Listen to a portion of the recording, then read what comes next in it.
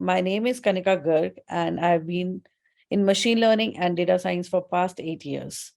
Today, we are going to discuss about LSTM, a very famous deep learning model, and we will be doing a code walkthrough for implementing LSTM using TensorFlow.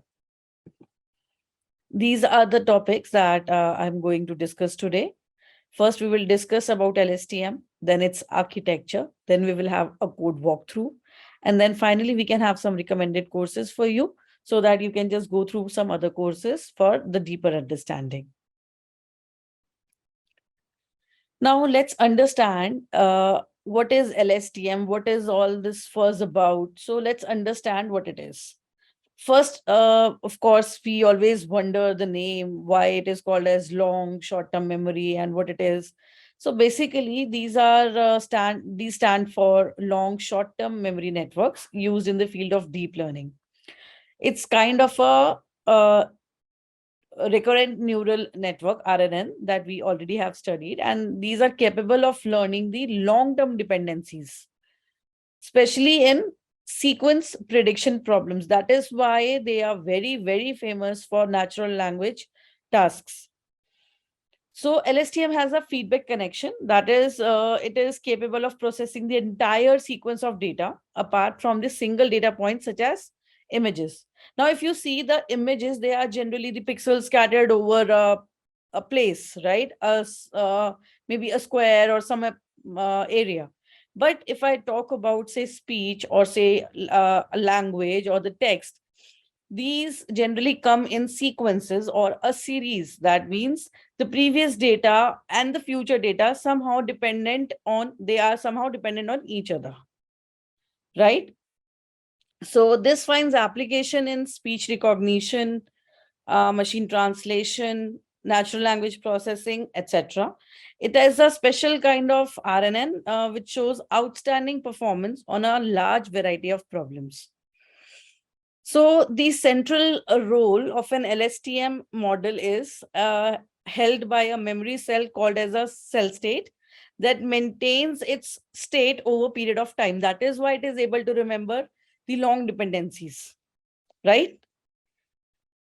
So going more about its architecture, the cell state is the horizontal line that runs through the top to the below. It can be visualized as a conveyor belt, if you know about the conveyor belts, through which the information just flows. So information can be added or removed from the cell state in the LSTM and is regulated by gates. So these gates optionally let the information flow in and out of the cell. Okay, it contains we say every LSTM layer is accompanied by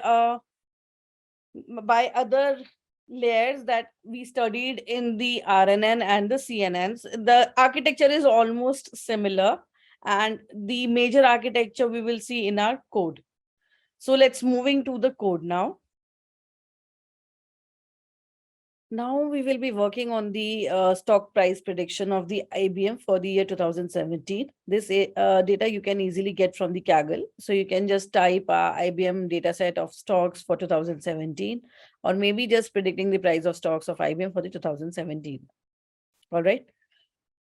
Of course, the foremost task is to import all the important libraries. So I will be using NumPy, PyPlot, MinMax scaler for scaling down the values. Then we always prefer to use the sequential model, because we say that the LSTM is kind of a sequential model, and we tend to use this model using Keras. Then we, of course, imports its various layers. So the layers that we have in RNN, almost a similar layer we'll have in LSTM, except this LSTM layer. So we will have this dense layer, dropout layer, GRU, bidirectional layer, and the LSTM. Then we will be using optimizer. So here you just want, if you want, you can just experiment with the optimizers as well. You can use the Adam instead of SGD or maybe some other. That is up to you. You can use and try. And then finally, we will be using mean square error to compute our error percentage in our data. Or we can just see using the plot chart, so that it is easy for us to visualize how much we are near to our predictions or the actual data. Then there's just a code for plotting the predictions. If you don't want to define any function, it's always welcome, but then it is always good if you have a approach towards object oriented for doing the coding part.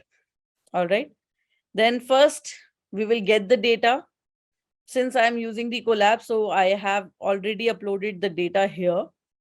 So whenever you want to use it, you can just use it by uploading it here or directly connecting into the Kaggle. You can do both. Now, if you can just see that we have the IBM data, it has the open value at which the stock is open, then its highest value, its lowest value, the value on which it got closed, the volumes traded, and the name of the company. So these are the all information we have. Now, of course, we want to pre-process the data. We want to check for the missing values and the incorrect values. So here we'll be checking for the missing values. All right. And then we are dividing our data set into training and the test set. Now we have chosen high attribute for prices. Okay. So for we are actually plotting the high value that is mentioned here on the chart. Now, if you can just see from 2006 to 2017 and then 18. Okay, test set is from 2017 to 2018. We have taken this portion as our test set, and from 2006 to 2017, we are taking as the training set. All right, so it has been marked in red. Then we are scaling our values in the range of 0 and 1. If you can just see here using min-max scalar. All right, and then we are, of course, fit transform is a function that we use to transform our training set for the same thing. Now, LSTM store long-term memory state. So we create a data structure with 60 timestamps and 1 output. Why we are doing this? Because we want to understand the values for 60 timestamps. So for every, we say we have created a batch of 60 timestamps. Okay, now here also you can just try different values for the timestamps and you can just see how your accuracy will go up or down with this. Okay. So these are basically kind of the batches we are creating. So we are just appending these batches, right, to create our training set. Then we create our X and the Y train values. X are the input and the Y, of course, the output values. Then we are just reshaping it to feed it to our LSTM model. Now, this is how our LSTM model looks. Now, if you can just see, my training is still going on, but I have already pre-processed the data. So you will get to see the output at the end also. So the LSTM architecture, of course, first we have to call the basic model, because upon the basic model, we will be creating furthermore layers. Okay. Then your first layer will be the LSTM layer. So after every LSTM layer, dropout layer should be accompanied. Okay, this layer will help to prevent the overfitting, especially here, by ignoring the randomly selected neurons during training. Okay, so it reduces the sensitivity to the specific weights of the individual neuron. So now if you can just see, I have taken a 0.2 value here. So 20% is often used as a good compromise between retraining model accuracy and preventing overfitting. Then we are adding the second LSTM layer, again the dropout layer, the third LSTM layer, and again the dropout layer. So if you see that I have taken the units, that means the number of nodes in each of the LSTM unit same. Now here also, if you want, you can just try out different values and you will get to understand what and how it makes the difference to your output. Okay. And then finally, the fourth layer and the output layer. Output layer is generally the dense layer because we call it as the final multi-connected layer, which is where all the nodes are connected with each other and finally giving the output. And unit 1 is because we will be predicting a single value. So that is why it is just generating a single value. Now, suppose if it would have been a classification task for say 7 classes. So I have taken unit equal to 7 here because we have been predicting values for all those 7 classes. Then finally, we compile this layer, this model using the compile function of the regressor. And of course, we are using the optimizer here as RMS. And here again, you can use a different optimizers. Of course, I have in the upper part said that we'll be using SGD. So in the testing part, I've changed it to RMS Pro, but you can always use the SGD or maybe Adam optimizer. And the loss will be using as the mean squared error. Then finally, we are just fitting this model. Okay, now if you see that it is still going on, and I have mentioned about 50 epochs here, and the batch size is 32. So if you see that I'm still on 44th, so it will take a while. Now, while it is training, let me get to the other parts of the code now. To get the test set ready in a similar way as a training set, the same thing that, of course, we'll be creating a batches for the 60 entries of the test set also.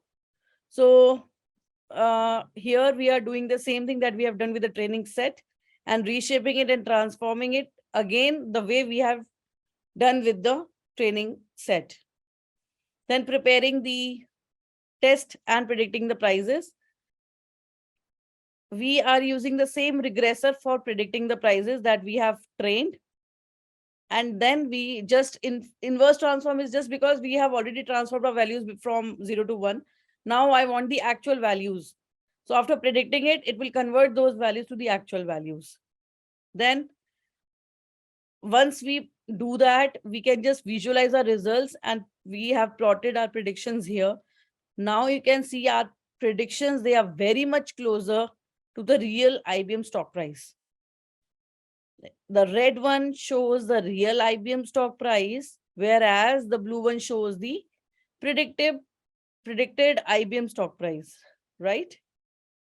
So this diagram itself says, this figure itself says that we are very much near to our predictions.